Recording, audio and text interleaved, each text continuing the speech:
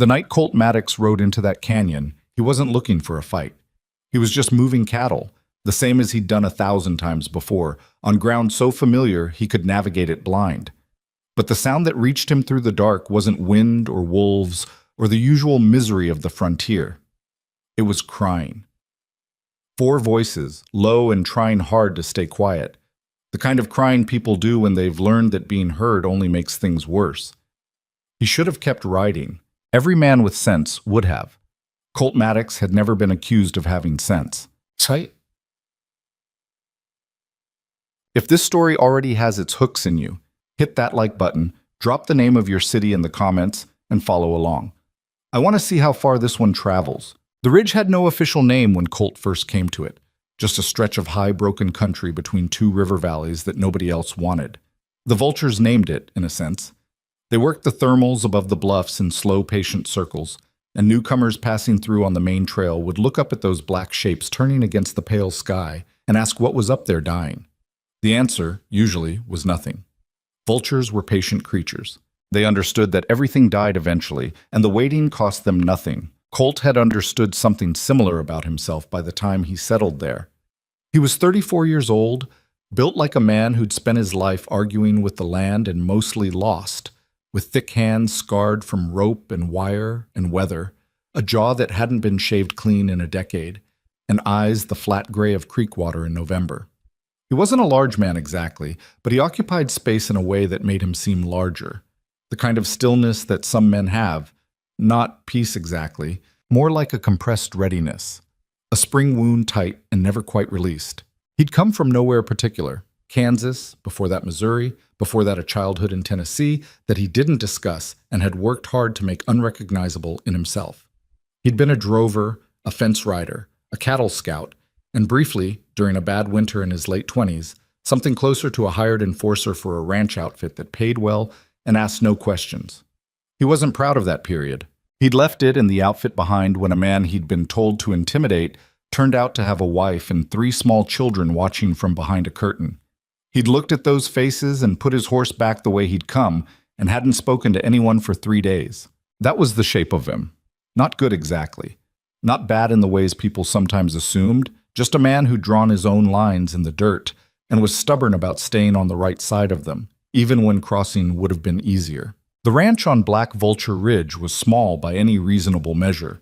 60 acres of usable grazing land, a creek that ran dependable 9 months of the year and turned unreliable in August, a main house that was more honest about its construction than most, raw timber frame, a roof that had been patched so many times the patches had patches, a front porch with one step that would eventually kill someone if Colt didn't get around to fixing it. He kept telling himself he'd fix it. He hadn't fixed it. He ran cattle, roughly 80 head at peak, and took on seasonal work for other ranches when the money got thin.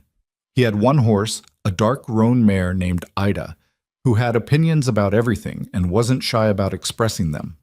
He had a dog of indeterminate breed who had simply appeared one winter and never left, whom Colt called Dog, because he was not the sort of man who named dogs, though he did occasionally talk to this one when no one was around. He had no family. He'd had a woman once, 7 years back, in a town 2 counties over. Her name was Marguerite, and she had been patient with him for longer than he deserved, and then she'd stopped being patient, and he hadn't blamed her. She'd married a carpenter the following year. He'd heard she was happy. He'd thought about that from time to time, the way a person prods a tooth that aches, not wanting to make it worse, but unable to entirely leave it alone. People in the nearest town, a settlement called Harrow's Bend, knew Colt Maddox the way they knew a standing thunderstorm. They respected the power of it. They didn't go near it if they could avoid it. He came to town for supplies every 3 weeks, traded brief words with the man at the feed store, and the woman who ran the dry goods counter, drank 1 whiskey at the saloon if he had coin to spare, and rode back out. He wasn't unfriendly, precisely. He was contained. He asked nothing from anyone and gave the clear impression that he expected the same in return. Colt Maddox, a rancher named Pruitt, had once said, loudly enough to be heard by several people at the saloon, is the kind of man you're glad exists so long as he ain't pointed at you. Colt had heard it. Hadn't said anything. It was more or less accurate. The cattle drive that put him in that canyon on that particular night had started as a routine move. 40 head from his upper pasture down to a leased section of flatland closer to Harrow's Bend, where the grass was better for fattening before fall sale. He'd done the route a dozen times. It took 2 days if nothing went wrong, 1 day longer when things did, which was most of the time. He'd been pushing the herd through the lower canyon passage as the sun dropped, planning to camp at the wide spot near the seasonal creek bed. The cattle were tired and cooperative, which was more than could usually be said for cattle, and Colt had let himself settle into the mechanical rhythm of it, mind going quiet, which was the closest he got to rest. Then the sound. He pulled Ida up short, and the mare stopped without protest, ears rotating forward. The cattle shifted around them, lowing softly. It was coming from a side wash, a narrow slot canyon that branched off the main passage, barely wide enough for a wagon. He hadn't heard wheels, but there was a lantern's pale glow at the mouth of it, and the crying, which was trying to stop and failing. Colt sat very still for a long moment. His rifle was in the scabbard. His pistol was on his hip. He had no particular reason to go investigating sounds in slot canyons after dark, and several practical reasons not to. Frontier darkness hid a variety of things, and not all of them wanted to be found. But the crying. "Stay put," he told Dog, which was pointless, since Dog always did whatever Dog wanted. He moved Ida forward slowly, keeping to the shadow of the canyon wall. The wagon had a broken rear wheel, not snapped clean but cracked through at the hub, leaning at an angle that meant it wasn't going anywhere under its own power. A mule stood in the traces, unbothered by everything in the way that mules were unbothered. Not calm so much as profoundly indifferent. The lantern hung on a hook at the front of the wagon's cover.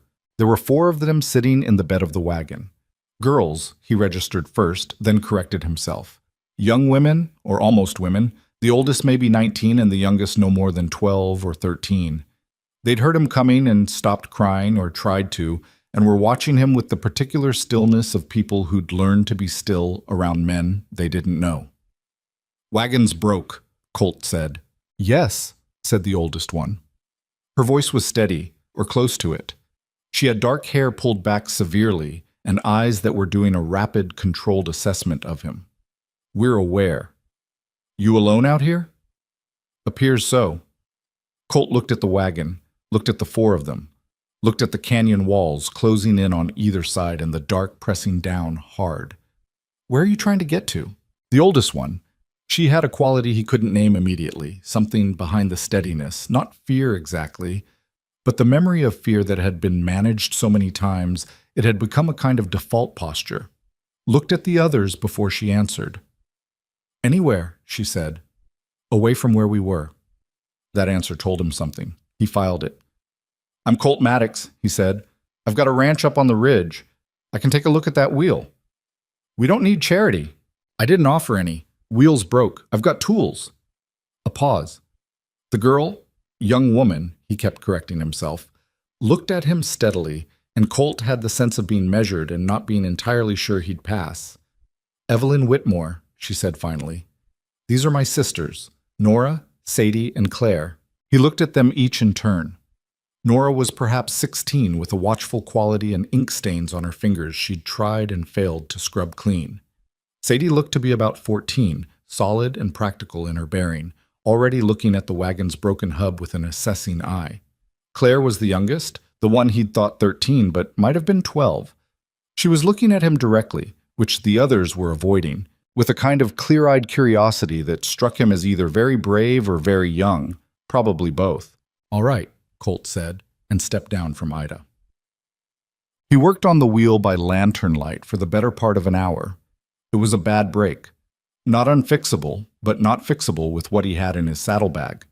He could brace it well enough to move the wagon, but not well, and not far. Certainly not to wherever these 4 were trying to go at this hour. He worked, and they sat in the wagon bed talking to each other in low voices, and he listened without appearing to. What he gathered? In pieces. They were from a town called Deller's Crossing, 2 days east. They had an uncle there, though he seemed to feature in the conversation the way a bad tooth features in a person's general sense of well-being, as the source of a problem rather than any kind of comfort. There was a man named Hargrove. This name came up repeatedly, always in a particular register. Not exactly fear, but the specific kind of careful, controlled mention that you used for things that could hear their name spoken. And there was the matter of the papers. He caught that obliquely, the way you catch things you're not supposed to hear. Nora said something about whether the papers were still in the bag, and Evelyn said they were.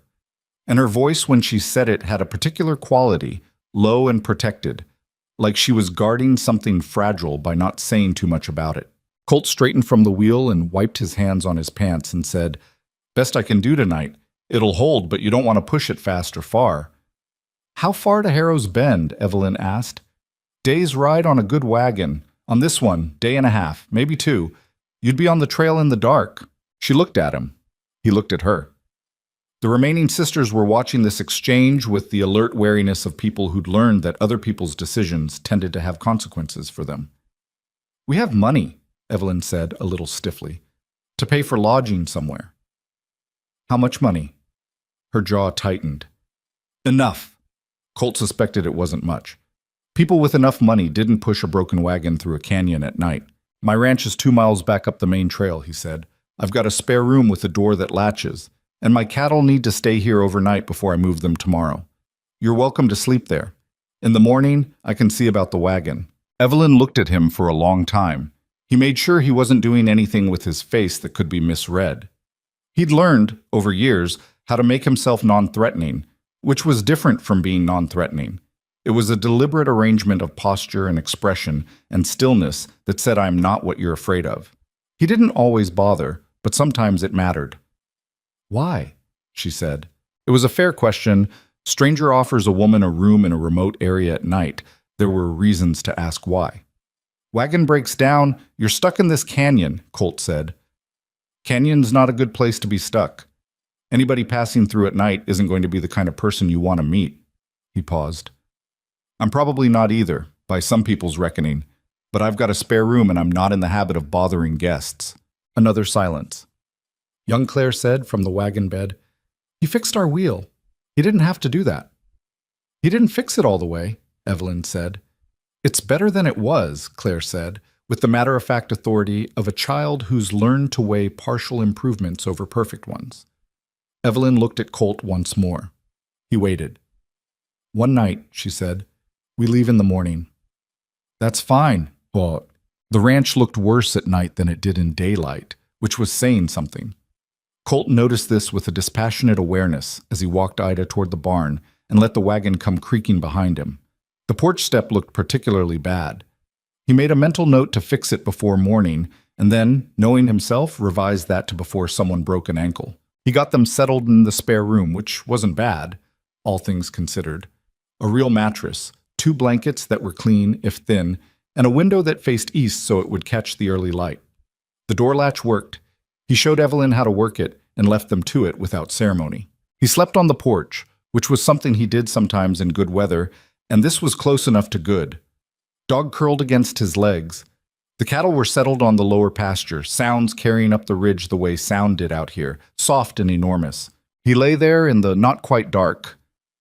There was no true dark on a clear night out here, the stars too crowded and bright, and thought about the things he'd heard in the canyon, the name Hargrove, the papers in the bag, the particular way Evelyn Whitmore said anywhere when he'd asked where they were going. He thought about a woman in a barn doorway in Missouri, looking at him with eyes that had memorized what it meant when a man came to call at that hour. He thought about how he'd pulled his horse around. He'd pulled his horse around, and then ridden away. He'd told himself that was the right thing because he hadn't done the harm they'd feared. He'd ridden away clean. He was older now, and he thought about it differently. Riding away clean was a particular kind of cowardice that called itself good judgment. It left the situation exactly as he'd found it, minus one more person who might have made a different choice. He closed his eyes, listened to the cattle and the wind. Morning came gray and damp with a front moving in off the mountains. Colt was up before it was fully light, made coffee, and had the stove going before anyone stirred in the spare room. He put biscuits on. Not well, he was a practical cook, but not a good one, and had bacon going when he heard the latch. Evelyn came out first, followed by Nora. Sadie and Claire were still asleep, Evelyn said, with an expression that suggested she thought they needed it. "Coffee's there," Colt said. "Thank you." She poured 2 cups, handed one to Nora, and sat at the table. She was looking at the room with the same assessment she'd applied to him last night, cataloging, comparing, measuring something against some internal standard. "You live here alone," she said. It wasn't a question. "Yes." "For how long?" 6 years. Nora was looking at a bookshelf against the far wall. 3 shelves of books, more than most people expected in a ranch house. Her expression had changed slightly, the wariness giving way to something more like interest. "You read a lot," Nora said. "Not much else to do in winter." "What kind of books?" "All kinds. Mostly whatever I can get."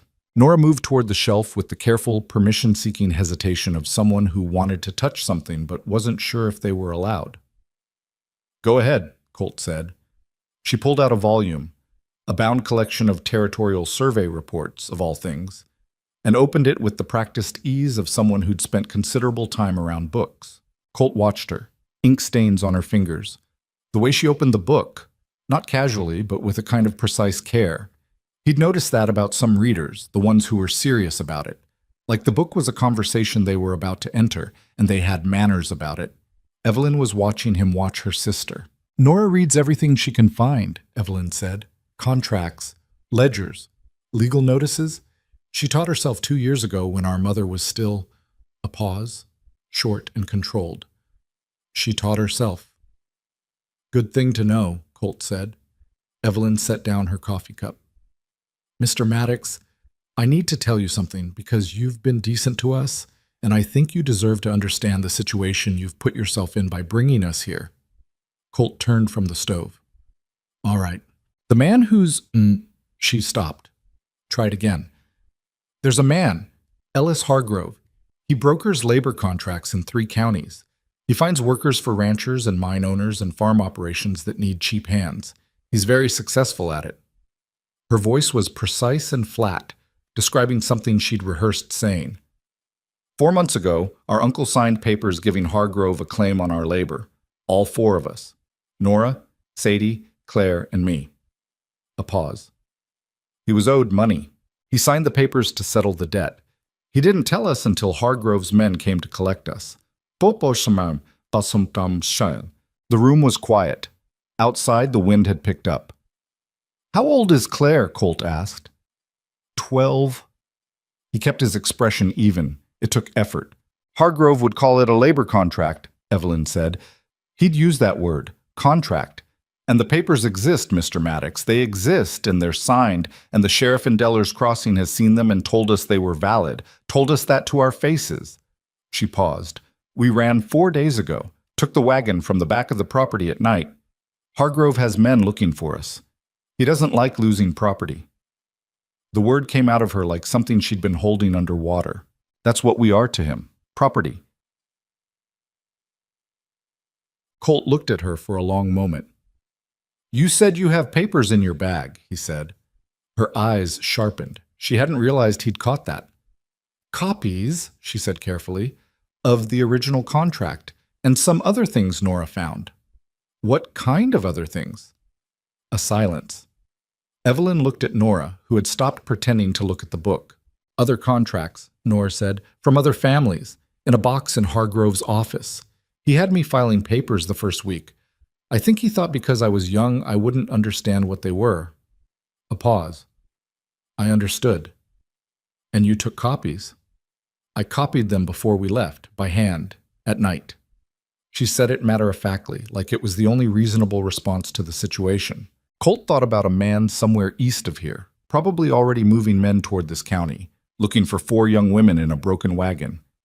He thought about the shape of the problem, the paperwork, the sheriff's endorsement, the kind of legal machinery that powerful men use to make wrong things look orderly. "All right," he said. Evelyn frowned. "All right, what?" "All right, I understand the situation." He turned back to the stove. "Biscuits are done." "Mr. Maddox." Her voice had an edge. "I'm telling you that Hargrove is going to come looking, and when he finds out you've sheltered us, he'll come for you too. He has the law. He has money. He has..." "I heard you." "And?" Colt pulled the biscuits off the heat and set them on the table. He looked at Evelyn Whitmore with her controlled voice and her memorized careful words, and the exhaustion she was managing like a foreman manages a rough crew, through sheer will and a refusal to let it show. "And you'll stay here while we figure out what to do about it," he said. "Biscuits are better warm." Sadie and Claire came out 20 minutes later, drawn by the smell of food, the way the young always are when they've been uncertain about their next meal. Claire ate with the frank enthusiasm of someone who'd been hungry, and Colt watched her tuck away 3 biscuits and a generous portion of bacon without comment. Sadie ate more deliberately, watching the room the whole time, missing nothing. He saw what Evelyn meant about Sadie within the first hour. After breakfast, while he was in the yard seeing to the cattle, Sadie appeared beside him without announcement and began helping, not helpfully bumbling the way uninitiated people often did around livestock, but with quiet competence, moving to the right positions, reading the animals, anticipating the herd's responses before they happened. "You know cattle," Colt said. "Our family had some, before." She didn't elaborate on the before. "Your fencing on the south pasture has a section that's going to give way in the next big storm. 3rd post from the creek crossing." Colt looked south, then looked at her. "I know. Do you have wire?" "Some.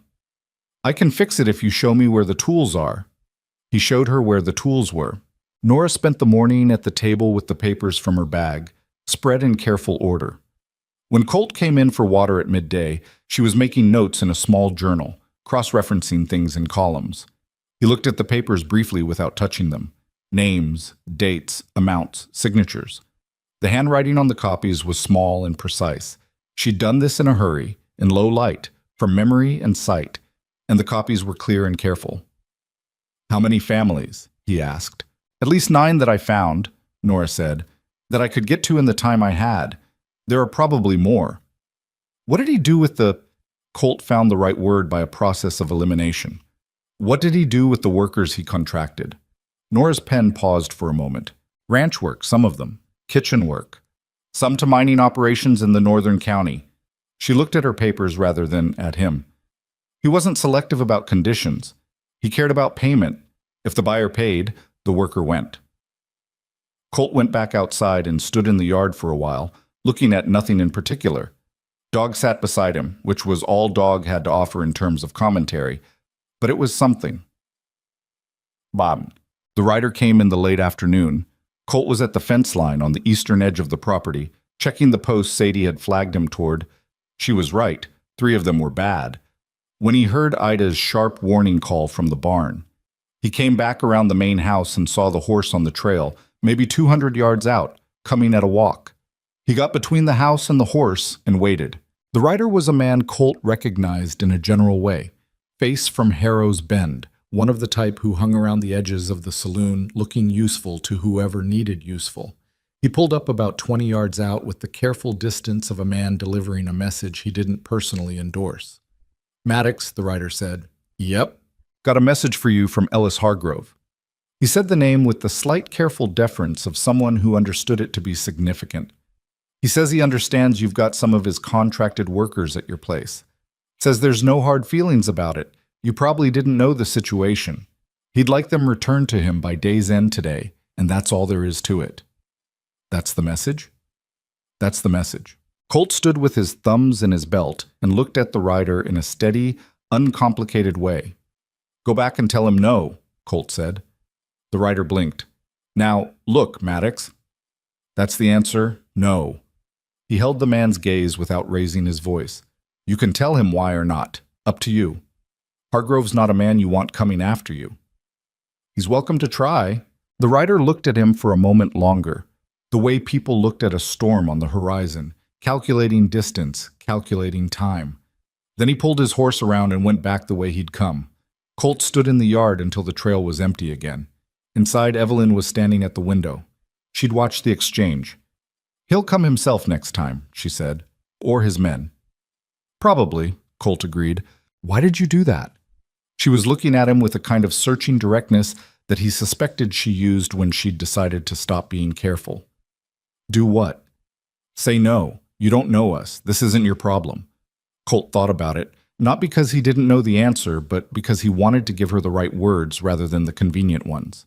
"I know what I saw in that canyon last night," he said finally, "and I know what I know about a man who calls a 12-year-old girl his property." He paused. That's enough.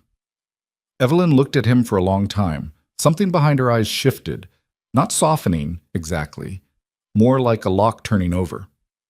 He'll bring the law, she said. He has the deputy from Deller's Crossing in his pocket, maybe others. I know. And the ranchers who use his labor, they'll take his side. I expect so. So what's the plan, Mr. Maddox? Colt looked at the papers on the table, looked at Nora's organized columns, thought about a livestock auction that came through the region every fall, drawing ranchers and merchants and the occasional land official from 2 counties around. Thought about the shape of a thing when it was brought into the light versus the shape of it in the dark. I'm working on it, he said. It wasn't much of an answer. Evelyn looked like she knew that, but she also didn't push him, and he suspected she had enough experience with inadequate answers to a bad situation that she could sit with one a while longer if it was all that was available. In the meantime, Colt said, that south fence actually needs fixing, and there's a section of the barn roof that needs attention before the next rain. I've got wire and lumber if Sadie... Sadie's already measured the fence, Evelyn said. I know. She does that. Figures out what needs doing before you've asked. Good quality. It is. For the first time, Evelyn smiled, barely, just a small tightening at the corner of her mouth. She's been doing it since she was 8. Outside, the front that had threatened all day was finally moving in, darkening the sky above Black Vulture Ridge, and the wind that came ahead of it carried the particular smell of cold rain on dry ground. Colt's cattle lowed in the lower pasture. Dogs scratched at the door until someone let him in. Somewhere east, a man named Hargrove was receiving a message he hadn't expected, from a place he probably hadn't thought to look for trouble. Colt Maddox had spent years being the person other people wanted to avoid. He'd worn that reputation like a coat, useful in some weather, cumbersome in others, never quite fitting right. For the first time in a long time, he thought it might be good for something. He went to fix the porch step before it got dark. The rain came that night and didn't apologize about it. Colt lay on the porch again, inside this time, pulled his bedroll to the covered section near the door, and listened to it work the roof, finding every weakness, which on this particular roof were numerous. There were 3 separate leaks by midnight, none catastrophic, all annoying. He'd put pots under 2 of them. The third he'd just let go because it was hitting a section of floorboard that had seen worse. From the spare room, nothing. Whatever the sisters were doing in there, talking, sleeping, lying awake running calculations about their situation, they were doing it quietly. He'd heard Claire's voice once, low and brief, and Evelyn's in response. And then nothing. He didn't try to hear what they said. It wasn't his to know. He slept in pieces, the way he usually did, waking at small sounds and placing them, branch against the east wall, horse shifting in the barn, dog chasing something through sleep that must have been enormous given the effort it was costing him. By the time the sky was graying, he was up and had the stove going, and he was already on his 2nd cup of coffee when Sadie came out, saw the pots on the floor, and said without preamble, I can fix those leaks. I know you can, Colt said. Wait until it stops raining. Obviously, she said, and poured coffee like she'd been doing it in his kitchen for years. That was how the 2nd day started, and the 3rd, and the 4th. Not with any formal decision or declaration of arrangement, just the quiet accumulation of mornings, the way a household assembles itself from habit before anyone thinks to question it. Evelyn had told him they'd leave in the morning. That was 8 days ago now. Hargrove's first rider had come back on the 2nd day, this time with 2 others. They'd stayed on the trail, none of them riding onto the property, and Colt had stood in the yard with his rifle not raised but present, and they'd looked at each other across that distance for a long minute before the 3 riders turned and went. He recognized one of them, a man named Detch, who occasionally worked rough jobs for the bigger ranches. Detch recognized him too, which was probably part of why they didn't come closer. The threats that followed were architectural rather than personal. His supply order at the feed store in Harrow's Bend came back short, the man behind the counter suddenly unable to meet his eyes, apologetic in the vague way of someone who'd been told to be unhelpful without being told why. The blacksmith who'd been willing to sell him wire on credit for 3 years suddenly had none available. A neighboring rancher named Pell, who'd exchanged occasional labor with Colt over the years, each helping the other during busy seasons without money changing hands, Sent a boy with a note saying that arrangement was concluded. Colt read Pell's note twice, folded it, and put it in the stove. Cutting you off, Evelyn said from across the room. She'd seen his face when he read it. Trying to. He went back to the harness he'd been mending. Does it work? The cutting off? On most people, yes. He pulled the stitching through. I'm not most people. Because you don't need much. Because I planned for needing less than I have. He paused. Your outfit from Deller's Crossing. Did they run supply lines through Harrow's Bend? Hargrove has arrangements with merchants in 4 towns that I know of, Nora said from the table, where she was always from the table. He controls a significant amount of the labor that moves goods through this part of the territory. If he decides to pressure merchants, he can. Then we don't use the merchants in Harrow's Bend. Colt set down the harness. There's a trading post at Cutter's Mill, 15 miles south.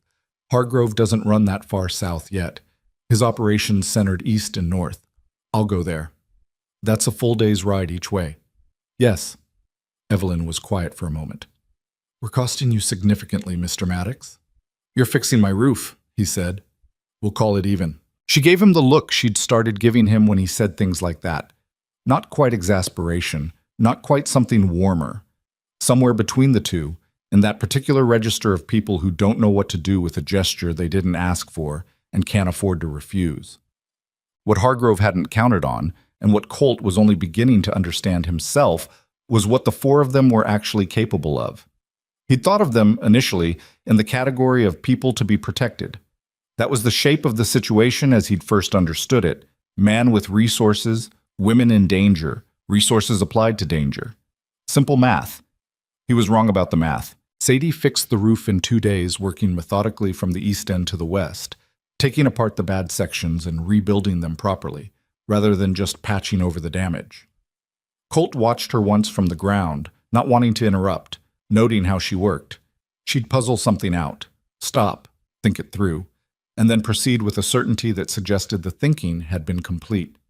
She didn't have the fluid ease of someone trained. She had the deliberate efficiency of someone who'd taught herself by refusing to accept a bad result. Where'd she learn that? He asked Evelyn that evening. She learns everything herself, Evelyn said. She reads something once and doesn't forget it. She read a carpentry manual at a neighbor's house 3 years ago. A pause. She was 11. The livestock was Sadie's domain within a week. Not by anyone's declaration. She simply began doing it, and did it better than Colt did, and he was honest enough to recognize that and stay out of her way. She reorganized the feeding schedule, identified 2 of the herd that had a foot condition he'd been planning to deal with eventually, and dealt with it. She looked at the composition of the herd and told him, without any particular drama, which animals to sell and which to keep if he was planning for a good spring calving season. He asked how she knew. She shrugged and said it was obvious. Nora was different. Nora worked at the table, always. She'd asked Colt on the 3rd day whether he had paper he could spare, and he'd produced a reasonable amount, and she'd begun organizing the documents she'd copied from Hargrove's office alongside a growing set of her own notes. What she was building, Colt understood gradually, was a case. Not in the way a lawyer would build one.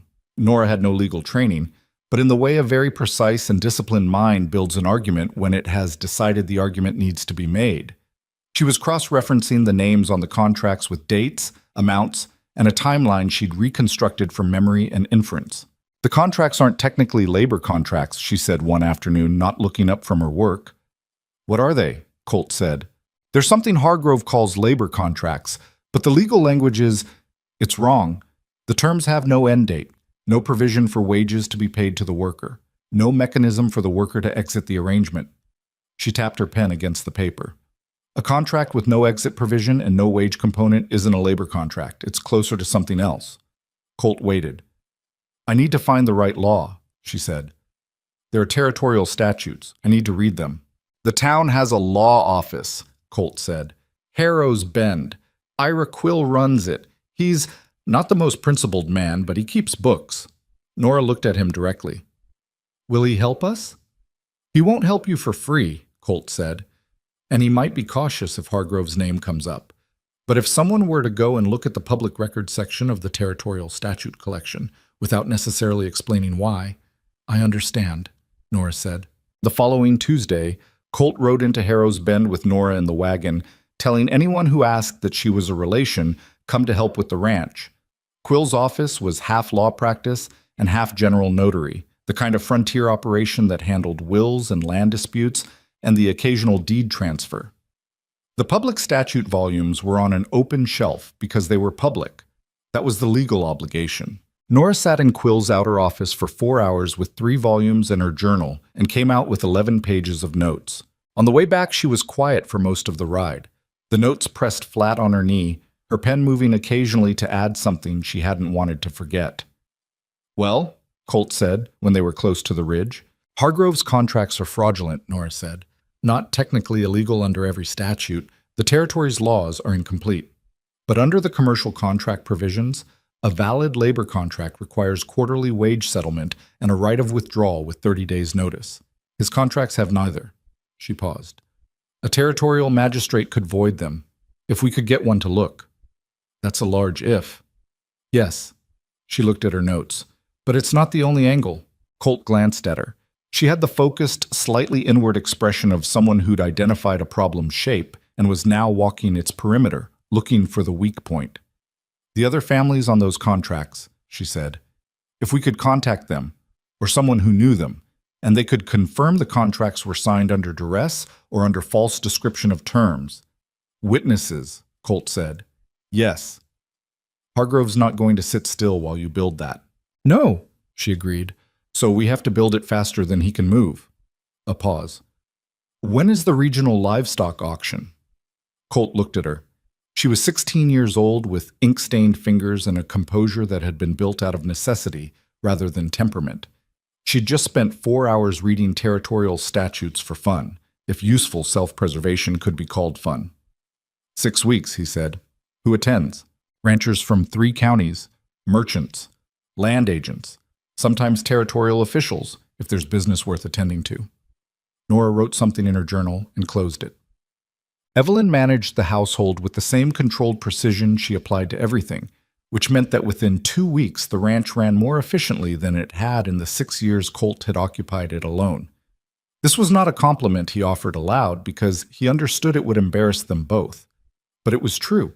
She organized the stores with an eye toward what was available versus what was needed, built a rough budget out of what Colt told her about the ranch's finances, which he told her honestly because she asked honest questions and he respected that, and identified 3 places where he was spending money badly and 2 where he could spend it better. She kept track of what they had and what they'd need and communicated this information with a directness that some people would have called brusque and that Colt found refreshing. She also, in the 3rd week, sat down at the table opposite him after Claire and the others were asleep and said, "I need to know something." "All right," Colt said. "Why are you doing this?" "The real answer, not the decent one." He looked at her. She was watching him with those assessment eyes, the ones that had been measuring him since the canyon. "You think I've got a different motive," he said. "I think everyone has reasons for what they do," she said carefully. "And the reasons aren't always what they say. I'm not accusing you of anything. I just need to know what this actually is." Colt thought about it honestly, which took a moment because honesty of that kind required some excavation. "I spent years on the wrong side of situations like this," he said, "or staying out of them when staying out meant the wrong side won. I'm not interested in doing that anymore." He paused. "That's most of it. And the rest?" He looked at his hands. "Claire reminds me of someone." He didn't say who. Evelyn didn't push him. That's all. She sat with that for a moment, testing its weight. "All right," she said. "All right? I believe you." She stood. "That doesn't mean I'm not going to need you to be straight with us when something's not working. No protecting us from bad news." "I wasn't planning to." "Good." She collected her cup. "Because Hargrove's going to escalate.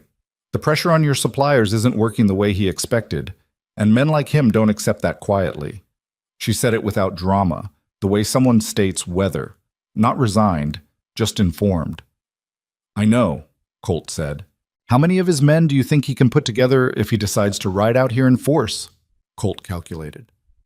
20, maybe 30 if he pulls from multiple ranch operations. Most of them working men, not fighters. Maybe 6 or 8 who know what they're doing. And on our side, The word "our" landed between them without comment from either. "Us," Colt said. "And what Nora's building with those papers." Evelyn considered this for a moment. "That's not a lot." "No," Colt agreed. "It's not." She went to bed. He sat in the dark for a while, listening to the ridge, which was quiet except for the wind and the cattle and the distant sound of something in the hills that might have been a coyote or might have been something else. Dog had his head on Colt's foot. The lamp was low. He thought about the livestock auction. 6 weeks. He thought about what Nora was building with her careful columns of names and dates. He thought about the shape of a trap. Not the crude kind, not bars and a door, but the kind that used a man's own certainty against him. He wasn't sure it would work. He was sure it was the only thing worth trying. Outside, Black Vulture Ridge was dark and cold, and completely indifferent to anyone's plans. The vultures were asleep in the bluffs, patient as always. Everything ended eventually. The question was what happened in the between. Colt went to sleep. The warning came from Claire. She'd taken to waking early, earlier than anyone else, and sitting on the porch step, the fixed one now, with Dog beside her, and watching the trail below the ridge the way a person watches weather. She had a quality Colt had noticed in the first week, and come to rely on without quite articulating why. She saw things before other people did. Not because her eyes were sharper, necessarily, but because she was paying attention in a way that most people stopped doing once they felt safe. Claire, who had never quite felt safe, was always paying attention. She came inside at first light on a Thursday morning, 4 weeks after the night in the canyon, and said, "There are men on the lower trail, a lot of them." Colt was already dressed. He went to the window and looked. She was right, a lot of them. He counted 23 riders spread across the width of the trail below, moving slow and deliberate the way men do when they want to be seen. Behind them, a wagon. Beside the wagon, sitting a horse with the particular posture of a man accustomed to being the most important thing in any given landscape, was someone Colt hadn't seen before but recognized immediately as Ellis Hargrove. He was not what the name had suggested. Colt had built a picture of him from what the sisters described. Something crude, physically imposing, the kind of man who used size as argument. Hargrove was instead lean and well-dressed in a way that was deliberate out here. A dark coat and a hat that cost real money, a face that was angular and patient. He had the look of a man who understood that intimidation was most effective when it appeared effortless. Evelyn was beside Colt at the window. She'd come in silently, the way she did everything. "That's him," she said quietly. "I figured. The 2 men on his left side, Detch and a man called Reeves. They're the ones who know what they're doing." Colt had already spotted Detch. Reeves he placed now. A wide-shouldered man with a deliberate stillness on horseback that said he'd done this kind of work before and was comfortable with what it meant. "Nora," Colt said, without raising his voice. She was already at the table, already pulling the papers from their oilskin wrapper. "Here," she said, "the copies you made of those other contracts. Where are the originals now? What's your best guess?" "Hargrove's office or with his attorney in Millhaven," she said. "He'd want them accessible. He uses them regularly. So destroying our copies doesn't help him. It makes things harder. It doesn't end it." She looked up. "What are you thinking?" "I'm thinking about the auction," Colt said. "And I'm thinking about timing." Evelyn turned from the window. "The auction isn't for 2 weeks." "I know. So what do we do about 23 men on our trail right now?" Outside, Hargrove's group had stopped at the property line. He hadn't sent anyone forward yet, hadn't called out. Just sitting there, patient and visible, which was its own kind of message. "I go talk to him," Colt said. "Colt. He's not going to shoot me in his own opening move. He wants the girls returned and the situation resolved quietly. He shoots me. It becomes something else." He took his rifle from the wall bracket and held it at his side, not raised. "Nora, how confident are you in what you've built?" She looked at her papers. "Confident enough." "Confident enough to present to a territorial official?" "If the official is willing to look at it, yes. Then hold on to those papers like they're the only thing that matters, because right now they are." He looked at Sadie, who was standing near the back door with a practical alertness that reminded him again that she was 14 going on something considerably older. "If this goes wrong, There's a route down the back of the ridge, southeast, follows the creek bed. You remember I showed you? I remember, Sadie said. Take that route. Get to Cutter's Mill. Ask for a man named Aldous Webb. He owes me a substantial favor, and he's honest about his debts. He paused.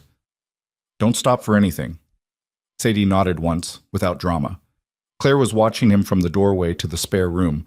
She looked young and very clear-eyed, and she said, You're coming back inside, though. That's the plan, Colt said. He went out. Hargrove watched him cross the yard with the attention of a man who assessed things for a living. Colt walked at a pace that was neither hurried nor slow, the pace of someone who owned the ground he was walking on and was in no particular anxiety about what waited at the edge of it. He stopped about 15 feet from Hargrove's horse, close enough to talk, far enough to have time if something went sideways. Maddox, Hargrove said. His voice was even and well modulated, a voice that had been used in rooms with important men and knew how to carry itself. Hargrove, Colt said. This is unnecessary. Hargrove's tone was almost pleasant, the tone of someone explaining an inconvenience. You're a practical man. I've made inquiries. You've run this ranch for 6 years by being practical. I respect that. So I'll be direct with you. He paused briefly. The Whitmore girls are contracted workers. The contracts are legal. Their uncle signed them willingly in settlement of a real debt. What you've done by sheltering them constitutes interference with a valid commercial arrangement, which in this territory is actionable. I could pursue you legally and probably ruin what you've built here. I don't want to do that. Good of you, Colt said. I'd prefer a simple resolution. The girls come with me now. You go back to your ranch and your cattle, and this unpleasantness ends. The girls aren't going anywhere, Colt said. Hargrove looked at him with the patience of a man who dealt with opposition before and had methods for it. I have 23 men with me, he said. I can count. Then you understand the practical situation. I understand that 23 men on private property without legal authority is a different situation from what you're describing, Colt said. I also understand that whatever happens on this ridge today, you've got a problem coming that your men can't solve. Hargrove's patient expression didn't change, but something behind it sharpened slightly. What problem is that? The auction's in 2 weeks, Colt said. Every major rancher in 3 counties, land agents, merchants, a territorial assessor, maybe others depending on what gets filed in the next week or so with the magistrate's office in Mill Haven. He paused.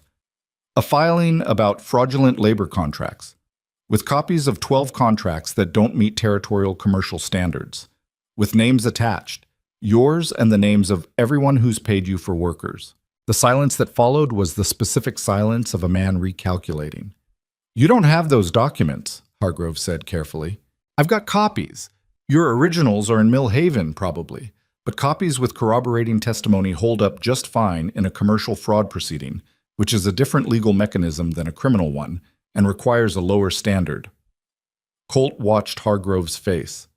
The girl who copied them spent 4 hours reading the territorial statute books 2 weeks ago. She's 16. She understands this better than your attorney probably does. Something moved across Hargrove's face.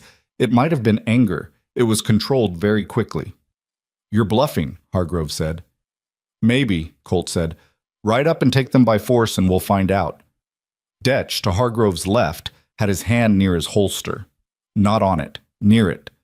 Reeves, on the other side, was watching Colt with professional appraisal. Hargrove sat very still on his horse for a long moment. The morning light was flat and gray, the sky the color of old pewter, and the wind was moving through the ridge grass in a low, continuous sound like something breathing. I'll be back, Hargrove said finally, with a deputy and a legal order. Come back with whatever you want, Colt said. We'll be here. He turned and walked back to the house. He kept his pace even. He didn't look back. His shoulder blades were aware of 23 men behind him in the way that shoulder blades are aware of things like that. Not fear, but a physiological alertness, the body refusing to be entirely calm regardless of what the mind decided. He went inside and shut the door. Nora was looking at him. What happened? He's going to come back, differently. Colt set the rifle back in its bracket. His hands were steady. We have less time than 2 weeks. Dom. Hargrove came back the following morning with a deputy named Crane from the county seat at Mill Haven. A thin man with a territorial badge and a paper he called a writ of commercial recovery, which was a thing Colt had never heard of and suspected Nora had either heard of or would immediately research, which she did, sitting with the paper at the table for 20 minutes, while Deputy Crane stood in the yard and Hargrove sat his horse with recovered patience. "It's not a real classification," Nora said when Colt came back inside.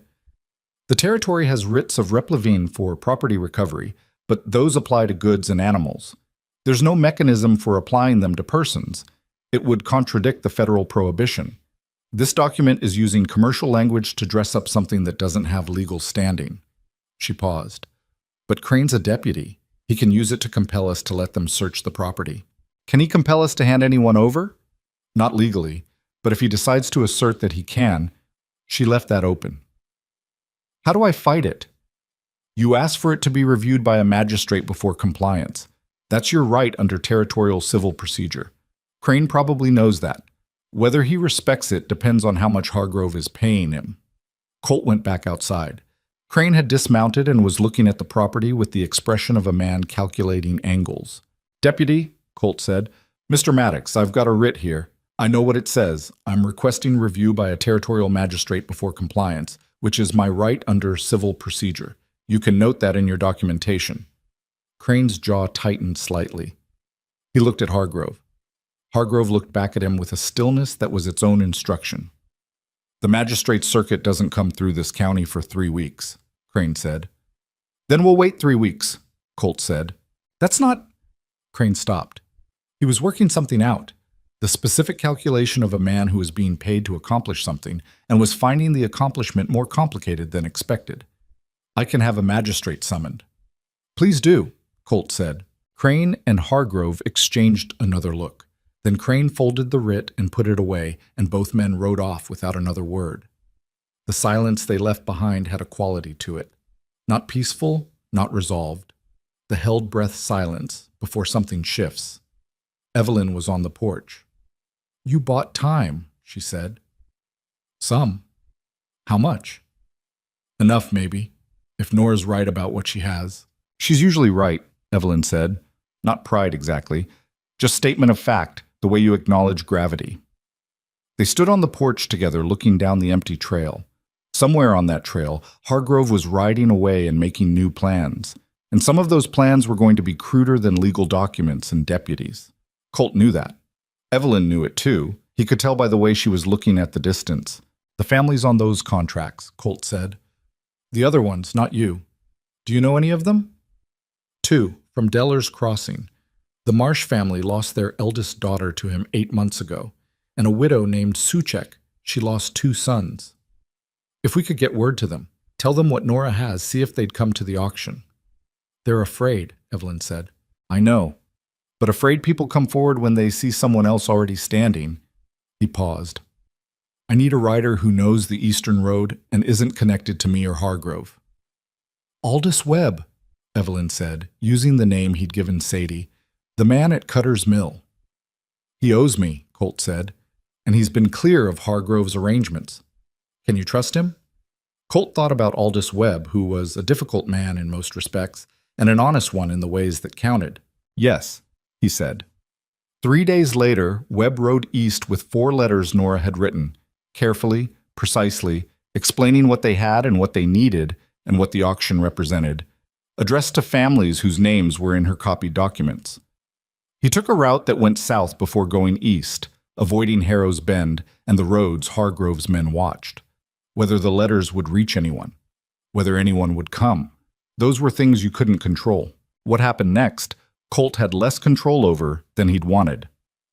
The fire started in the barn on the 5th night after Crane's visit, not accident. The smell reached him first, smoke with an accelerant in it, something deliberate, and he was moving before he was fully awake, out the door and across the yard and already pulling the barn doors open while the smoke was still thin enough to navigate. He got Ida out and the draft horse and the 3 other animals stabled there, driving them into the yard with his arms and voice while the fire found the dry hay in the loft and made its ambitions clear. He couldn't save the barn. He saved what was in it, and stood in the yard with smoke in his lungs and watched 12 years of accumulated lumber and equipment and 2 months of cut hay turn to a large organized light against the dark sky. The sisters were behind him. He heard them come out, heard Claire make a sound that wasn't quite a word, heard Evelyn say something sharp and low. "He's done with the legal approach," Evelyn said. "For now," Colt said. His voice came out flat. He was working to keep it flat because what was underneath it was not something that would be useful right now, and he understood that. And he was a man who'd spent a long time learning to manage the difference between what he felt and what he did with it. Sadie was looking at the burning barn with an expression he couldn't fully read. Then she said quietly, "The cattle are still in the south pasture." "Yes." "He didn't touch them." Colt looked at her. She was right. The cattle were the ranch's value, the thing that could actually ruin him if lost, and Hargrove had left them alone. He'd burned the barn. "He wants to scare us," Sadie said, "not destroy the operation. He's sending a message." "Or," Nora said from behind them, "he understands that destroying the operation gives us nothing to lose. Scared people with something left to protect are easier to move than people with nothing." Colt looked at the burning barn and thought about that, about the calculation in it, about the kind of man who burned a barn and left the cattle, who understood leverage well enough to know that total destruction was less useful than sustained pressure. "He's smarter than I wanted him to be," Colt said. "Yes," Nora agreed. "He is." The fire burned through the night, and they watched it in shifts, keeping it from spreading to the fence line, carrying water from the creek in the buckets they had. By morning, there was a blackened foundation, and ash, and the smell that follows a fire for days, which is not dramatic, but is persistent and miserable. Colt sat on the ground in the gray early light with his back against the water trough, and his arms on his knees, and looked at what used to be his barn. Dog put his chin on Colt's boot. Claire came and sat beside him without asking. She didn't say anything. They sat there together in the ash smell and the early light, and after a while she said, "We're going to fix this." "I know," Colt said. "I mean the barn too. After." He looked at her.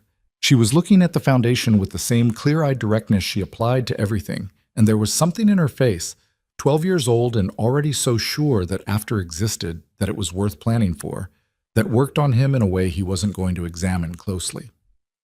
"Yeah," he said. "After." The auction was 11 days away. Somewhere on the eastern road, Aldous Webb was carrying 4 letters. Whether anyone would answer was still unknown. What Hargrove would do next was unknown. What the magistrate would look like when summoned was unknown. What Colt knew was the shape of what Nora had built on that table, careful and precise, and built from stolen minutes in a hostile man's office by a 16-year-old with ink-stained fingers. He knew the quality of it. He knew what it could do if it reached the right ears in a room with enough witnesses.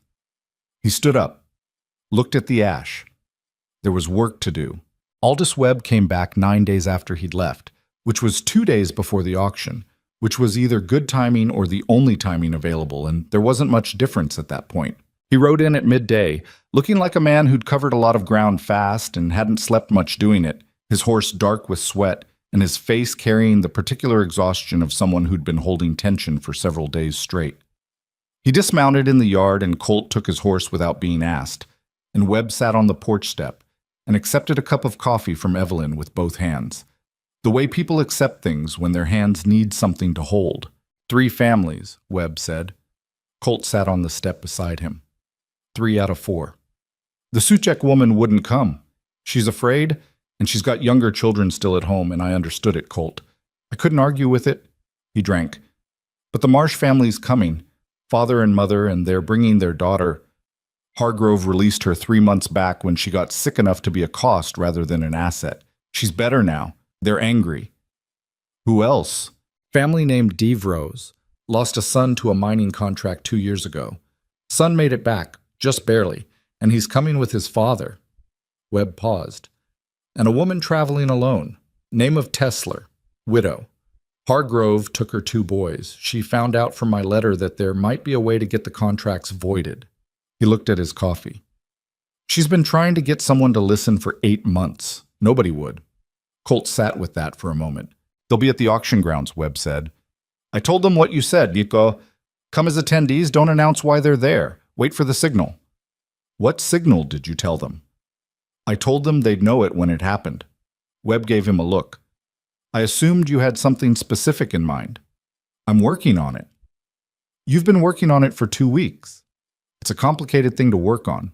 Webb looked at the blackened foundation where the barn had been. He'd noticed it when he rode in and hadn't said anything yet, processing it. He burned your barn. Yes. And you're still here. Yes. Webb drank his coffee and looked at the foundation and didn't say anything else for a while, which was one of the qualities that made him worth trusting. He understood that some things didn't need commentary. Inside, Nora had already spread her papers across the table in the order she'd determined the night before. Chronological first, then by category, then a separate set that she'd marked in the top corner with a small, precise X, which were the ones she considered the clearest violations. She'd spent the last 3 days doing nothing else, sleeping 4 hours a night, eating when Evelyn put food in front of her and not when she didn't. She'd written a summary document in her clearest hand, 3 pages, careful language, the kind of language she'd absorbed from the territorial statute volumes and shaped into something a non-lawyer could follow. Colt had read it twice. It was good. It was genuinely, rigorously good. And he'd thought about the fact that this was a 16-year-old girl working by lamplight with a borrowed pen, and he'd felt something that didn't have a clean name, something adjacent to rage and adjacent to something else, something that pushed in the other direction. There's one more thing, Nora said when he came inside. She didn't look up from the papers. I've been thinking about the magistrate. Summoned one supposed to arrive day after tomorrow, for the county business. I know. I looked up who's on the circuit. She tapped a page. Thomas Aldridge. He was appointed 2 years ago. Before that, he practiced commercial law in the Capitol for 11 years. She finally looked up. He knows contract law. He's not a frontier appointment who doesn't know the statutes. He actually knows them. That good or bad for us? Good. A magistrate who doesn't know the law can be managed by whoever explains it to him first. A magistrate who knows the law has to actually apply it. She paused. If Hargrove gets to him first and gives him a version of events, we make sure Aldridge gets our version first, Colt said. How? I ride to the county seat tomorrow morning and I ask for a meeting before the auction. Nora considered this. You're not a lawyer. No. You don't have legal standing to petition. I'm a property owner reporting interference, intimidation, and arson by a party currently claiming legal authority over individuals sheltering on my land, Colt said. I've got standing as the aggrieved party. Aldridge has to at least hear a report of criminal activity. Nora looked at him for a moment. You've been thinking about this. I've had 11 days. You should take the summary document. She picked up the 3 pages, and the copies of the contracts, and she hesitated. And? Take me with you. Evelyn, from across the room, looked up. If Aldridge has questions about the documents, Nora said, you can't answer them. I can. I know every name, every date, every cross-reference in those papers. She held his gaze steadily. I'm the one who built the case. I should be the one to present it. Colt looked at her. 16 years old with ink-stained fingers and the composure of someone who'd already decided what they were going to do and was now waiting for permission they didn't technically need. It could go wrong, he said.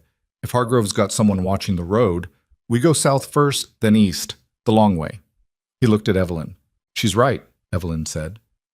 There was something in her voice, not easy exactly, the kind of acceptance that costs something. She built it. She should present it. They left before dawn, Colt and Nora and Webb, the 3 of them riding the southern detour that added 2 hours to the journey and kept them off the roads that Hargrove's men watched. Nora rode with the oilskin document pouch across her lap, one hand resting on it with a steadiness that Colt noted and found settling. They didn't talk much on the road. Webb rode point, watching, and Colt rode beside Nora, and Nora looked at the country they were passing through with those careful cataloging eyes. Halfway to the county seat, she said, without particular preamble, what if he doesn't listen? Aldridge? Yes. What if we get in there and he's already received Hargrove's version, and we're... She stopped. I've been telling myself the documents are enough. But documents are only enough if someone with authority reads them and acts on them. If the authority is already bought, then we go to the auction anyway, Colt said. We stand up in front of every rancher and merchant and land agent in 3 counties, and we say it out loud. He paused. Documents work better than words alone. Words work better than silence. We use what we have. That's not a perfect plan. No, he agreed. It's not. She was quiet for a moment. You're not going to tell me it'll be fine. No. Good. She looked at the road ahead. I'd have trusted you less if you did. Magistrate Thomas Aldridge was a compact man in his late 50s with reading glasses he kept removing and replacing as if uncertain about committing to them. He had an office at the county courthouse, a real courthouse, not the frontier provisional kind, actual brick and a floor that didn't give underfoot. And he received them with the careful neutrality of a man who'd learned to give nothing away in his expression until he'd heard what there was to hear. Colt explained the situation plainly and without embellishment, which was the only way he knew how to explain anything. Arson, intimidation, the writ that Crane had presented, which wasn't a real classification, the underlying contracts, the four sisters. Aldridge listened. His face did nothing. Then Colt said, "This is Nora Whitmore. She copied the documents from Hargrove's office before they left. She'd like to walk you through what she found." Aldridge looked at Nora for the first time with the evaluating look that people give very young people who are about to say something that might or might not justify their presence. Nora opened the oilskin pouch and put the summary document on the desk and said, "The core issue is here, in Section 2, where I've outlined the structural defects in the contract language against Territorial Commercial Statutes 17 and 23. Aldridge reached for the document, put his reading glasses on, left them on this time. He read for a long time. Nora sat across from him with her hands in her lap and let him read.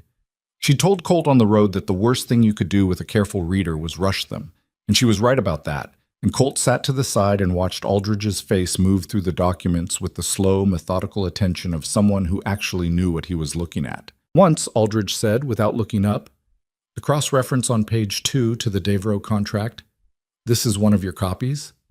"Yes," Nora said. "I can describe the original's physical characteristics and location in the filing system if that would help establish provenance." Aldridge looked at her over his glasses. Something shifted in his expression. Not warmth, but a recalibration. The look of a man revising an assumption. "Go ahead," he said. She described it. Date, position in the cabinet, the color of the folder, the signature placement, the specific ink that Hargrove used for his own name. Aldridge wrote 3 things down. When he finished reading everything, he took his glasses off and held them in both hands and looked at the far wall for a moment. "Mr. Maddox," he said, "the arson. Do you have any evidence connecting Hargrove directly to it?" "No direct evidence," Colt said. "Circumstantial. Timing, motive, the fact that his riders were on my road 3 days before it happened. That's not enough for a criminal charge." "I know. The contracts, however," Aldridge set his glasses on the desk. "Miss Whitmore's analysis is substantively correct. These documents do not meet the requirements of valid labor contracts under current territorial statute. A magistrate reviewing them would have grounds to void them." A pause. "The question is jurisdiction. These contracts were executed in Deller's Crossing, which is outside my circuit." Colt felt Nora go still beside him. "However," Aldridge continued, "the parties named in these contracts are currently within my circuit, and the intimidation and arson she describes occurred within my circuit, and the fraudulent writ that Deputy Crane presented was executed within my circuit." He looked at Colt. "I have jurisdiction over the conduct, if not the original contracts." "Meaning?" Colt said. "But meaning I can issue a stay of any enforcement action against you or the individuals in your care until a full review is complete. And I can summon Hargrove to appear before this court." He paused. "I can't arrest him on what you've brought me, but I can stop him from acting while the review proceeds." "How long does that take?" "If I prioritize it, and given what I've read here, I'm inclined to, I can have a preliminary hearing within a week, possibly at the auction grounds, given that most of the relevant parties will already be assembled there." He looked at Nora again. "Your witnesses, the other families, will they appear?" 3 families have agreed to come," Nora said. "There may be others who would step forward if they saw the process had already started.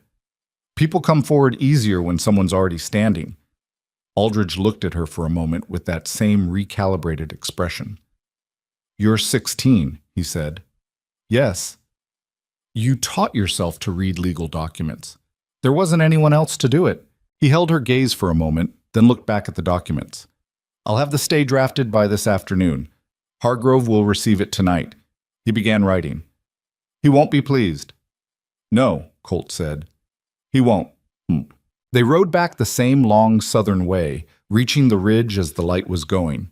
Evelyn came off the porch when she heard them, and Colt watched her look at Nora's face, and whatever she saw there made her stop and breathe out slowly. Well, she said. A stay, Nora said. He can't enforce anything while the review's proceeding, and a hearing at the auction grounds in 5 days. Evelyn looked at Colt. He gave her a small nod. Not everything, not clean, but enough. She translated it correctly, the way she translated most things. 5 days, she said. 5 days, he said. What followed those 5 days was a particular kind of waiting that was worse in some ways than the active crisis. Hargrove received the stay and went quiet, which was more unsettling than his riders on the road. Quiet men with money and motivation were making plans they didn't need to announce. 2 more things happened in those 5 days. The first was that Sadie, working the south pasture alone on the 3rd morning, found a cut section of fencing along the property's eastern edge. Not collapsed, deliberately cut recently, by someone who'd come and gone without being seen. She repaired it and told Colt and said nothing else about it, but she started checking the perimeter each morning after that, before anyone else was up. He didn't ask her to. She did it because it needed doing. The second thing was that on the 4th day a wagon arrived from Deller's Crossing that Colt didn't recognize. It pulled into the yard and a man and woman in their 40s stepped down, and behind them, moving slowly and with the careful posture of someone whose body had made it through something difficult, was a girl of about 17 who looked at the house and then looked at Colt and didn't say anything. Marsh family, the man said. Aldous Webb said to come. Colt looked at the girl. Their daughter, the one Hargrove had released when she became a cost. She had her mother's eyes and a thinness that was recent, that her body was still working to correct. Come in, Colt said. There's coffee and there's room. That evening, the main house held more people than it had ever held. The Marsh family and the Whitmore sisters and Colt and Webb and the particular quiet of people who've been carrying the same weight separately and have suddenly found themselves in a room together with it. There wasn't much talking. There didn't need to be. Some things were communicated just by the fact of presence. Claire sat with the Marsh girl. Her name was Ada, Colt learned, and they talked in low voices in the corner, and he didn't try to hear what they said. Nora organized her documents one final time and put them in order for the hearing and closed the oilskin pouch and set it by the door. Evelyn came and stood beside Colt at the window, looking at the yard and the dark ridge beyond it. Tomorrow, she said. Tomorrow, he confirmed. She was quiet for a moment. Outside, the wind moved through the grass in that low, breathing sound, constant and indifferent, the same sound it made on every night, regardless of what people were planning or fearing or hoping for on the ground below it. When this is done, Evelyn said carefully, however it ends, I want you to know that what you did... She stopped, tried a different angle. You didn't have to. I know, he said. I need to say it anyway. All right. She looked at him with those direct, assessing eyes that had been measuring him since a slot canyon in the dark, and whatever they found when they looked now was different from what they'd found that first night, though she didn't say that and he didn't ask. Thank you, she said, simply, without decoration. Colt looked out at the ridge, the dark and the stars and the vultures sleeping in the bluffs, patient as always. Don't thank me yet, he said. We've still got to get through tomorrow. But she was already turning back to the room, back to her sisters and the strangers who weren't entirely strangers, and Colt stayed at the window a moment longer, watching the dark, thinking about what a room full of people with the same wound in common could do when someone finally gave them a place to stand. The auction was tomorrow. Aldridge would be there. So would Hargrove. And so would all of them. The auction grounds at Millhaven were 3 miles outside the county seat. A flat stretch of land that the territory had designated for regional commerce, permanent livestock pens, a covered pavilion for trading and records, and enough open ground to accommodate the tents and wagons of a 3-county gathering. By the morning of the hearing, it was already crowded in the way of frontier commerce, men moving between pens calling prices, the smell of cattle and sawdust and wood smoke from the cook fires that fed everyone who came too far to go home for a meal. Colt had been there before. He'd bought 2 of his best cattle at this auction 4 years back and sold 6 head the autumn after. He knew the layout and he knew the kind of men who attended, which was useful now in the way that all accumulated ordinary knowledge eventually becomes useful in extraordinary circumstances. They arrived in 2 wagons, the Whitmore sisters in the first with Colt driving, the Marsh family in the second behind them. Webb rode alongside. The Devereaux father and son were already there when they pulled in, standing near the far pen in the easy posture of men trying not to look like they were waiting for something specific. The widow Tesler had arrived the previous evening and spent the night in the county seat. Colt had arranged it through Webb, paying for her room out of what he had left in the tin under the floorboard, which wasn't much but was enough. Aldridge had set the hearing for mid-morning in the pavilion, using the same space where records were normally reviewed and contracts registered during the auction. It was a practical choice and a strategic one. The pavilion was central, visible, and would already have people moving through it. Whatever happened there would happen in front of witnesses, whether they intended to witness it or not. Hargrove was already at the grounds when they arrived.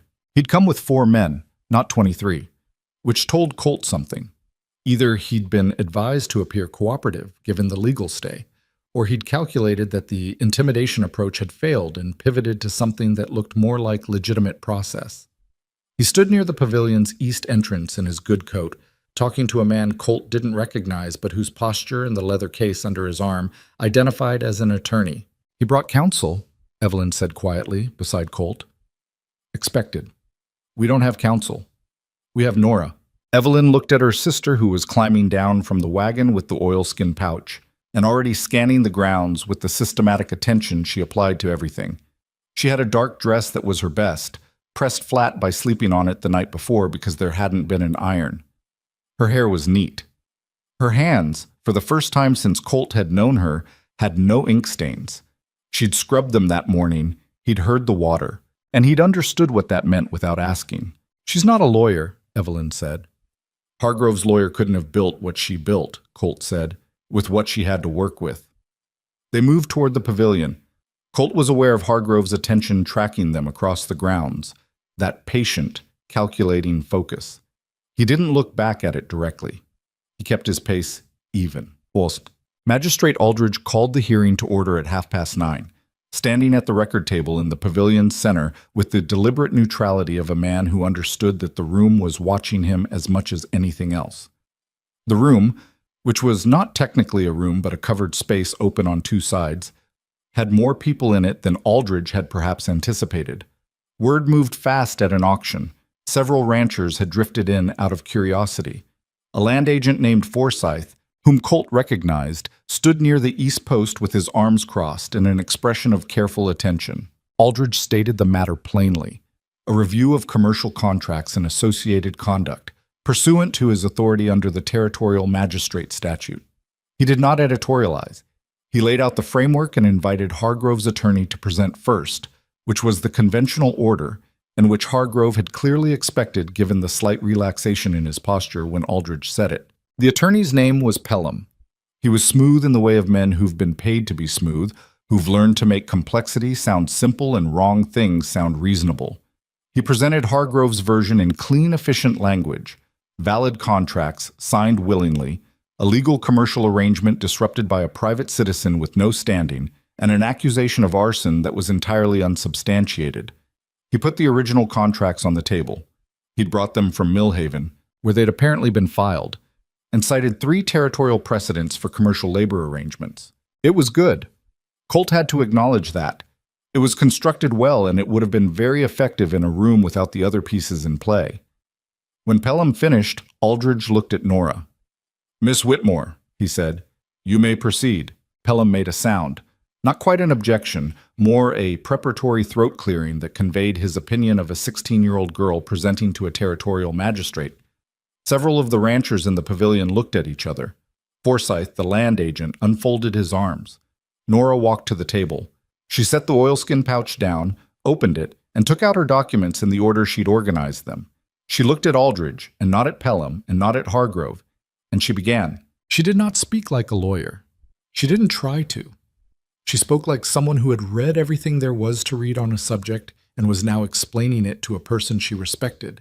And what came through in that, what Colt heard and saw the room begin to hear, was not performance, but the specific authority of someone who simply and completely knew what they were talking about. She walked through the contract defects with precision, citing the statute sections by number, cross-referencing Pelham's 3 precedents and explaining why 2 of them didn't apply and 1 of them actually supported her position. When she put her copied contracts beside Hargrove's originals and pointed out the structural similarities across 9 different families, the same missing provisions, the same absence of wage terms, the same language constructed to look like voluntary agreement, while removing every mechanism by which agreement could be withdrawn, the room had gone quiet in the way rooms go quiet when people are following something carefully. Hargrove sat with his hands flat on his knees and his patient face on, but his attorney had stopped making dismissive sounds. The precedent Mr. Pelham cited from the Alcott case, Nora said, actually established that a commercial arrangement lacking a defined compensation structure is not a labor contract under territorial law. It's something else. The Alcott decision doesn't help Mr. Hargrove's position. It identifies the problem with it. From somewhere in the pavilion, a man's voice said, "She's right about Alcott." Colt looked. The land agent Forsyth. He'd apparently read it too. Pelham turned to look at Forsyth. Forsyth looked back at him without apology. Then Nora said, "I'd like the witnesses to speak." They came forward one by one, and none of it was easy. The Marsh family's daughter, Ada, spoke in a low voice that the room had to lean in to hear, and the leaning in of a room full of hard, practical men who'd come to buy cattle was its own kind of statement. She was 17 and she'd spent 8 months working conditions she described plainly, without flourish, and the plainness was worse than any dramatics would have been. Her father stood behind her with his hands at his sides and his jaw set in the way of a man who is holding something very tightly that would otherwise break things. The Devereaux son was in his 20s now, 2 years past the mining contract that had sent him underground for 14 hours a day with no provisions for exit and wages that never materialized. He walked with a slight irregularity, a back injury, Colt understood, from the mine. And he testified about the contract his father had signed under the understanding it was a 6-month arrangement with monthly wages and what it had actually been. Widow Tesler spoke last. She was a small woman, somewhere in her 40s, with the worn-down quality of someone who'd been fighting an exhausting fight for a long time with insufficient resources. She'd tried to file a complaint in Deller's Crossing 8 months ago and been told the contracts were valid. She'd written to the county seat and received no response. She'd gone to a lawyer who'd taken her money and done nothing. She said, "I just want my boys' contracts voided. I want them to be able to come home if they choose." She looked at Aldridge directly. "That's all I'm asking. Is that something this court can do?" The pavilion was very quiet. Aldridge looked at Pelham. "Counselor, is there any provision in the original contracts for voluntary termination by the contracted party?" Pelham looked at the contracts. He knew the answer. He'd known it since Nora had pointed it out. "No," he said, "there is not." "Is there a wage settlement schedule?" A pause. "No." Aldridge picked up one of the contracts and read a section of it. Then he set it down. He took his glasses off and held them in both hands the way he'd done in his office, which Colt now understood was a habit of his when he'd made a decision and was organizing how to state it. "These documents do not meet the requirements of valid labor contracts under Territorial Statute 17, Aldridge said. "They are void as a matter of law. The individuals named in them are under no legal obligation arising from these contracts, and no action may be taken to enforce them." He looked at Hargrove directly. "Mr. Hargrove, you are further ordered to appear before this court within 10 days to address the allegations of conduct arising from these arrangements. The matter of the arson at Mr. Maddox's property will be investigated by this court's authority as a separate proceeding." Pelham started to speak. Aldridge looked at him. Pelham stopped speaking. Hargrove sat very still. His patient face was still on, but something behind it had shifted, not collapsed, not yet, but changed in the way of a structure that's taken a hit and is recalculating whether it can hold. He was a man who operated through legal machinery and money, and the cooperation of officials, and he was watching the specific machinery he'd built turn against him in a room full of witnesses, and there was nothing clean he could do about it in the next 10 minutes. Colt watched him. He'd spent time with men like Hargrove before, not this specific variation, but the type, the men who understood systems well enough to corrupt them efficiently. They were dangerous precisely because they weren't stupid. And a dangerous man who wasn't stupid, when cornered, made careful choices about what came next. But the room was full of witnesses, and witnesses changed the calculation. Later, after Aldridge had closed the hearing and the crowd had broken into the particular charged conversation of people who'd seen something unexpected happen, one of the ranchers Colt vaguely knew, a man named Teller, who ran a large operation east of Harrow's Bend, came and stood beside him and said, without particular emotion, "I used Hargrove's service twice. Didn't know the details of how he ran his contracts." Colt looked at him. "I'm not saying that to excuse it," Teller said. "I'm saying it because I expect there will be some kind of process, and I'd rather be cooperative at the front of it than defensive at the back." A pause. "That girl who presented, she's with you?" "She's her own," Colt said. "She's staying at my ranch." Teller nodded and walked away. Forsyth, the land agent, caught Colt's eye across the pavilion and gave him a short nod that communicated something like acknowledgement, or maybe respect, or both. Colt returned it. Hargrove left with his attorney without speaking to anyone. He walked with the same controlled posture he'd maintained all morning, coat straight, hat level. Colt watched him go and thought, this isn't over with that man. He was right to think it.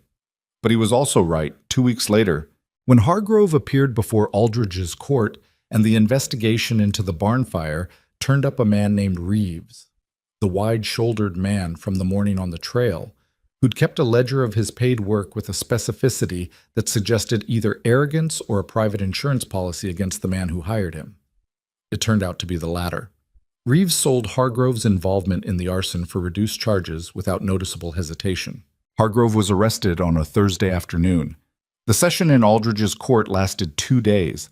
By the end of it, Deputy Crane had been suspended, 3 ranch owners had agreed to cooperate with the commercial fraud proceeding in exchange for reduced penalties, and Ellis Hargrove was facing charges that his attorney, now considerably less smooth, was struggling to construct a viable defense against. None of that was clean or swift. It ground forward the way justice tends to, which is slowly and imperfectly and with regular interruptions that make you doubt it's moving at all. But it moved. The barn went up again in the spring. Not the same barn, better framed, the foundation properly squared this time, the roof built the right way from the beginning rather than patched into something livable. Sadie drew the plans. She'd spent the winter studying a builder's manual that Colt had found at the trading post in Cutter's Mill and traded 3 months of feed store credit to acquire. She made him go over the foundation measurements 3 times because she didn't trust his arithmetic, which was fair. They built it over 2 weeks in April, all of them working, plus Webb when he could come, and the Marsh family's father, who turned out to be useful with timber framing in a way that nobody had asked about, but everyone was glad to discover. It was hard physical work, and it went wrong in the small ways that construction always goes wrong. A beam that wasn't quite level, a section of roofing that had to come down and be redone, an afternoon lost to rain that should have been a dry day. Nobody was particularly cheerful about any of that. Sadie was unsparing in her quality standards, which occasionally made her unpopular and always made the work better. When it was done, it stood square and solid in the yard, and Colt looked at it and felt something he didn't have an exact word for. Not pride, or not only pride. Something closer to the specific satisfaction of a thing built correctly after a period of having things broken. Claire, standing beside him, said, "It's better than the old one." "It is," he said, "because we built it right instead of just fast." He looked at her. She was 13 now, nearly 14, and she'd grown some over the winter. Not dramatically, but enough that he noticed. She had a way of saying things that cut to the point of them without meaning to be cutting, just because that was how her mind worked, and he'd come to value it the way you value a level. Not comfortable exactly, but accurate. "Yes," he said. "That's exactly why." Nora left in the summer, which Colt had expected. She'd been corresponding for months with a law office in the capital that had taken notice of the Hargrove proceeding. Her name had appeared in the formal record as a presenting party, which was unusual enough to attract attention. A lawyer there named Carver, who ran a practice focused on commercial contract law, had written to her. She'd written back. The letters went 3 rounds before Carver offered her a position as a clerk, with the clear implication that the position was a bridge to something more formal once she was of age. She told Colt on a Tuesday morning, sitting at the table where she'd spent most of the previous 6 months. She told him the way she told most things, directly, with the relevant facts first. "I know," he said when she finished. She looked at him. "You knew I was going. I knew you couldn't stay."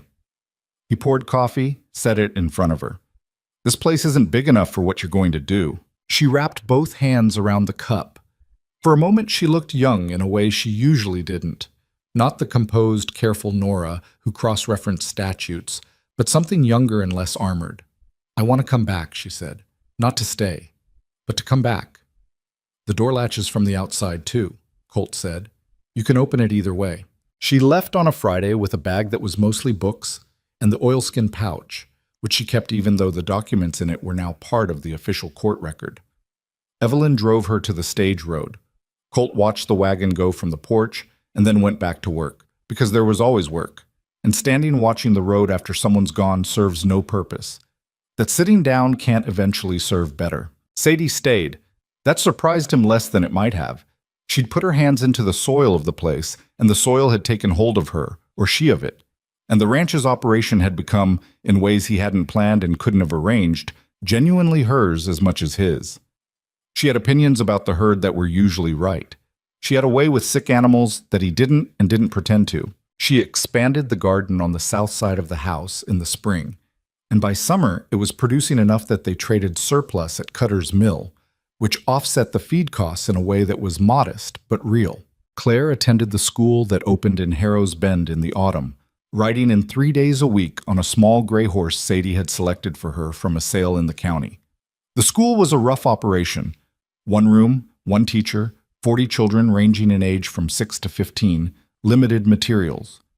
Claire, within 2 months, was helping the younger children with their work in the margins of the school day, not because anyone asked her to, but because it was obvious it needed doing, and she was there and could do it. The teacher, a young woman named Aldous, who'd come out from the East on a contract, wrote Colt a letter in November saying that Claire had a gift for explaining things to people who were struggling, and did he know what she planned to do with it? He wrote back saying he thought Claire would make that decision herself, and he'd support whatever it was, which was the truth, and also more words than he usually put in a letter. Evelyn was the hardest to read, which was not new. She ran the ranch's accounts and external affairs with the same controlled competence she'd brought to everything from the first morning at the kitchen table. She corresponded with Aldridge's court through the proceedings' long tail, keeping records, answering inquiries, providing documentation when it was needed. She managed the arrangement with the Marsh family, who'd asked whether there was a way to be involved in the ranch operation in exchange for some of the harvest surplus. A practical arrangement that Evelyn negotiated with a directness that was not unkind and left both sides satisfied. She was busy, always. She was capable, always. And she was, Colt understood, still in the process of figuring out what she wanted when she wasn't responding to a crisis, which was different from the crisis work and harder in its own way. You could be very competent at surviving and still not know what you wanted to build once survival was no longer the primary task. That took time. He didn't push it. What he knew was that she was still there, and that she laughed sometimes, now. Not the managed near smile from the first weeks, but actual laughter, usually at something Sadie said with that deadpan practicality that snuck up on you, and that she'd started a kitchen garden on the east side of the house without asking, because she'd wanted one and there was no longer any reason not to have what she wanted. One evening in late autumn, the two of them sat on the porch, the fixed porch, the real porch, the one that didn't constitute a hazard, and watched the light go off the ridge in that long, slow way it did in October, the colors working through things before the dark came. The cattle were quiet in the south pasture.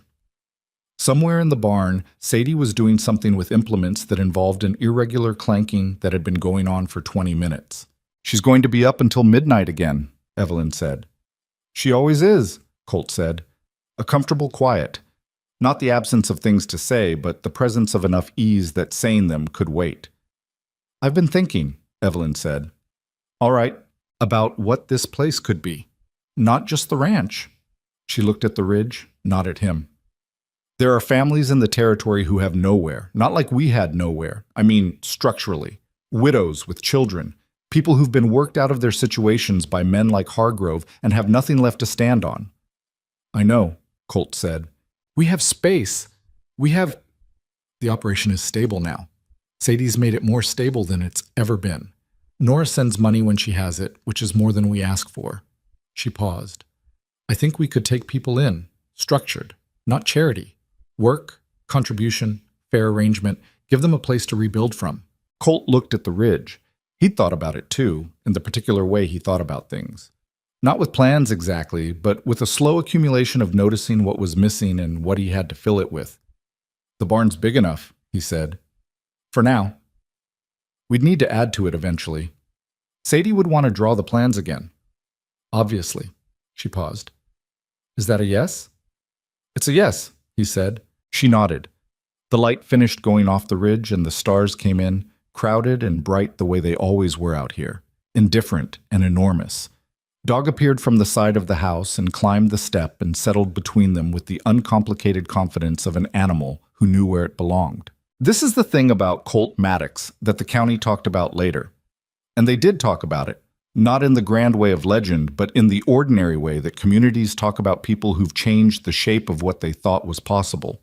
They talked about the man who'd said no when saying no had consequences, who'd stood in his yard while 23 men sat horses on his trail and hadn't moved, who'd taken in 4 sisters in a canyon at night and then, somehow, hadn't let that be the end of it.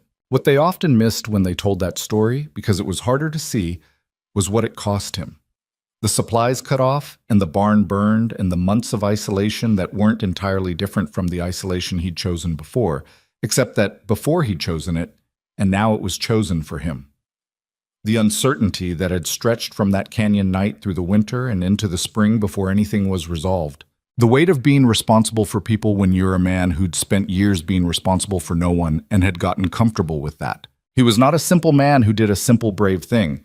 He was a complicated man who was afraid of several things and did it anyway because the alternative, riding away clean, the way he'd ridden away before, was something he'd already tried and knew the shape of. That matters. The fear matters. The comfort that wanted him to stay on his side of the canyon and keep moving. The way he sat on Ida in the dark and heard crying and had a long moment of wanting to not get involved, and got involved anyway. Not because he was fearless, but because he was tired of being the kind of man who let the moment pass. Black Vulture Ridge changed over the years. Not dramatically, not all at once. Nothing real changes all at once. But the ranch grew, the way things grow when people stop merely surviving and start deciding. The family Evelyn had envisioned came, slowly at first, then more steadily as word moved through the territory the way word did. Through letters and stage-line conversations and the particular recommendation that comes from someone who's been helped and wants to tell someone else where to go. The vultures still worked the thermals above the bluffs. The wind still moved through the ridge grass in that low, breathing sound. The cattle were always more trouble than they were worth, and less trouble than going without them. The porch step, fixed properly now, held. Colt grew older and more weathered and somewhat less abrasive in the ways that didn't matter, and not at all in the ways that did. He fixed things when they broke. He was honest about what he didn't know. He got better, slowly, at asking for help, which had always been harder for him than giving it. He never thought of himself as having done something remarkable. That was not modesty. It was accuracy, as he understood it. He'd heard crying in a canyon. He'd stopped. He'd done what was in front of him to do, one thing and then the next. And the world had been complicated about it, and then eventually less complicated. What he'd actually done, though he wouldn't have used this language, was refuse to let the worst version of the frontier be the only version. Refuse to let Hargrove's understanding of how things worked, property, contract, silence, compliance, be the final word on it. He'd stood in the middle of it and said no, and then done the much harder work of making that no mean something. That's not legend. That's just a man deciding, on a night in a canyon, to be different from what he'd been before. And then deciding it again the next day, and the one after that, until it stopped being a decision and started being who he was. The ridge kept its name. The vultures kept their patience. Everything ends. The question is, what gets built in the between?